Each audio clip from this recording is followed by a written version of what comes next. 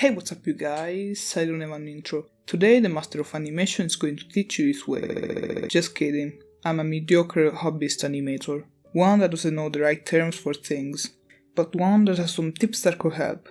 However, I suggest you take them with a grain of salt, for I am not an expert. Before we get into the video, this video is sponsored by Huion. Huion is a company that sells high quality drawing tablets at very cheap prices. Oh, and it also sells tracing boards. Not sure what it uses those, but well, if that interests you, you could. The tablet I'm using for the Speedpaint in this video is a Huion GT220V2. It's a big boy, a huge one.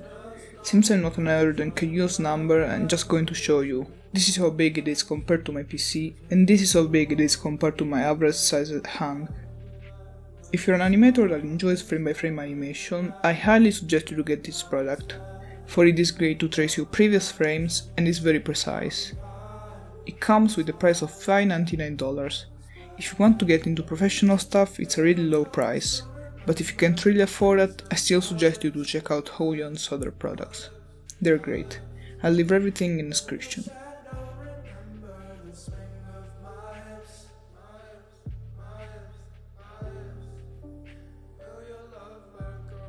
Most of the examples we use will be from my claustrophobia animation I recently made. You should check it out if you want, of course. It's not like you'd like to get some more undeserved attention. Listen, I know there's way more stuff than that. Technically it should be like keys, extremes, breakdown, and in-betweens, but let me tell you, I don't know shit.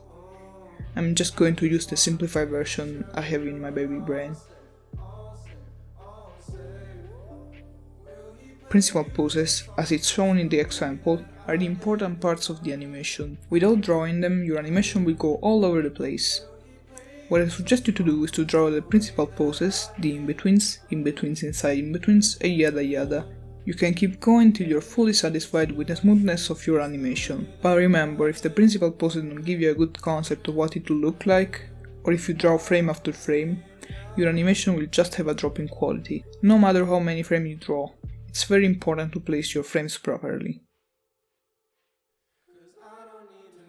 I tend to be lazy with this and use the same technique over and over again, sorry, but placement is something that is pretty underrated. It helps with the piece of the animation. It could give you more or less energy depending on what you're doing. Say you have 13 frames, there are countless ways to place them. I see a lot of animators doing this, and while it's okay, it looks a bit bland. Maybe it's a personal taste of mine, but to add some spicy smoothness, I tend to place them like this. Same amount of frames, but hopefully a much more pleasing effect.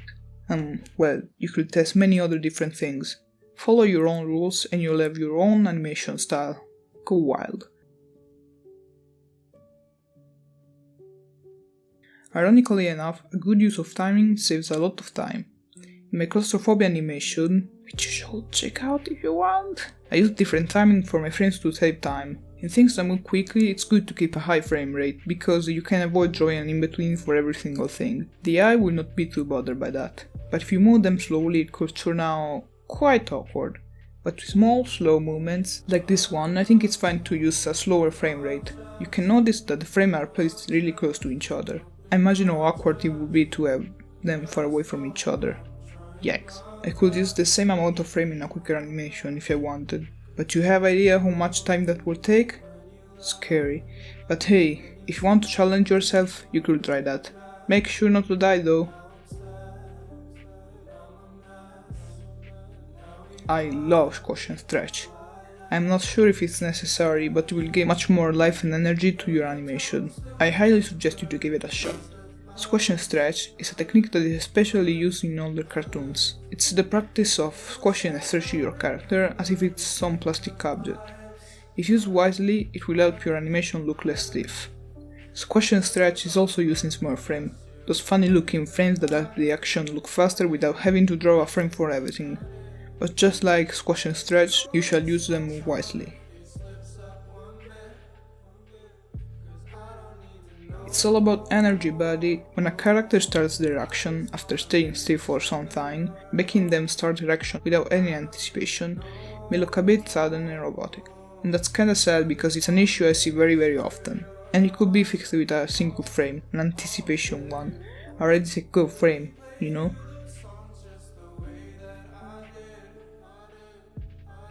This video is a pretty general one.